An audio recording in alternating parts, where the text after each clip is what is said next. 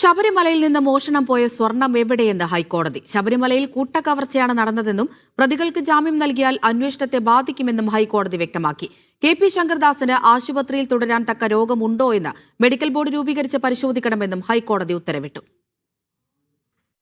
അയ്യപ്പന്റെ സ്വർണം മോഷ്ടിച്ചത് സാധാരണ കുറ്റമായി കാണാനാവില്ലെന്നും അതീവ ഗുരുതരമാണെന്നും കോടതി നിരീക്ഷിക്കുന്നു. പത്മകുമാർ മുൻ MLA-യും ദേവസ്വം ബോർഡിന്റെ മുൻ പ്രസിഡന്റുമാണ്. സ്വാധീനമുള്ള ആൾ എന്ന നിലയ്ക്ക് ജാമ്യം നൽകിയാൽ അന്വേഷണത്തെ സ്വാധീനിക്കും. കേസിലെ മുഖ്യപ്രതികളിൽ ഒരാളാണ് മുരാരി ബാബു. മോഷണം പോയ സ്വർണം ഇതുവരെ കണ്ടെത്താനായിട്ടില്ല. ഈ ഘട്ടത്തിൽ ജാമ്യം നൽകിയാൽ സ്വർണം വീണ്ടെടുക്കൽ ഉൾപ്പെടെയുള്ള അന്വേഷണത്തിന് തടസ്സമാകും.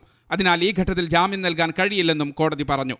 സ്വർണം വീണ്ടെടുക്കൽ നടപടികളിൽ SIT കാര്യമായി ശ്രദ്ധിക്കണമെന്നും കോടതി നിർദ്ദേശിച്ചു. ഇപ്പോൾ ചെയ്തതുപോലെ നേരത്തെ തന്നെ ആശുപത്രിയിൽ വെച്ച് SITക്ക് അറസ്റ്റ് രേഖപ്പെടുത്താമായിരുന്നു. എന്നാൽ SIT മനഃപൂർവ്വം അറസ്റ്റ് വൈകിപ്പിച്ചു.